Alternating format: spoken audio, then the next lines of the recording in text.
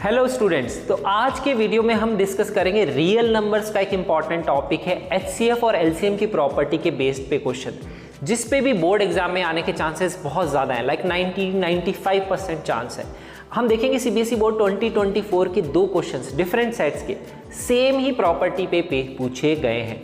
तो वो प्रॉपर्टी क्या है, देखिए इस चैप्टर का वेटेज 6 मार्क्स का है, तो चांसेस ये रहता है कि इसमें से 1-1 मार्क के 2-3 क्वेश्चन आते ही आते हैं, या एक क्वेश्चन तो आएगा ही आएगा।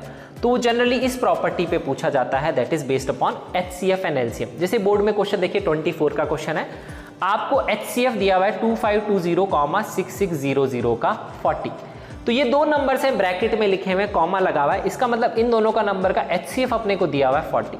यहाँ पे सेम दोनों नंबर्स का एलसीएम लिखा हुआ है 252K। के मिसिंग है, के हमें नहीं पता, आपको के की वैल्यू बतानी है क्या है, ये हमारा क्वेश्चन है।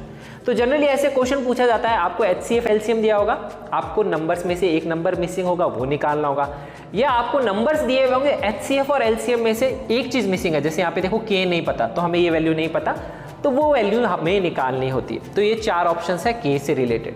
तो प्रॉपर्टी जो हम यूज करते हैं, that is the property, important property, HCF multiply by LCM equal to product of two numbers.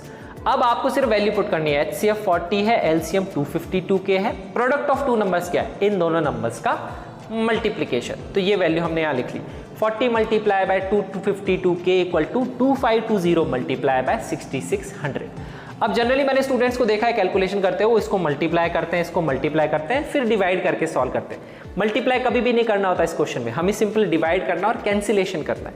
तो मैं क्या करूंगा, मुझे के की वैल्यू निकालनी है सब मल्टीप्लिकेशन में, तो पूरी वैल्यू मैं ले जाऊंगा डिवाइड में, फिर मैं इसको यहाँ पे सॉल्व करूंगा। अब सॉल्व करना कैसे ईजी रहता है, आप नोटिस करिए यहाँ पे फैक्टर्स रिपीट होते हुए देखें, जैसे देखिए यहाँ पे 252 लिखा हुआ है, यहाँ पे भी 252 है, तो ये वैल्यू इससे कैंसिल हो जाएगी, तो ये आ जाएगा यहाँ पे 10।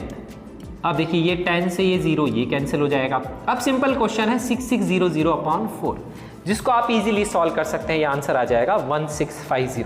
अगर आप मल्टीप्लाई करके सॉल्व करेंगे तो कैलकुलेशन भी ज़्यादा बढ़ेगी और आपका क्वेश्चन गलत होने का चांस भी बढ़ जाता है।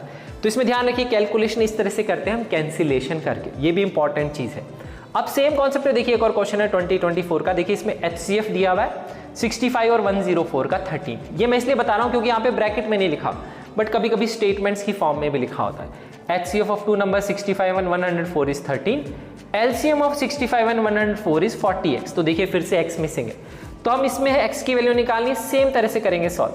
HCF multiply by LCM equal to product of two numbers, ये प्रॉपर्टी हमें ध्यान रखनी है। वैल्यू पुट करेंगे, HCF 13 है, LCM 4x है, तो ये वैल्यू हम यहाँ पुट कर देंगे 40x।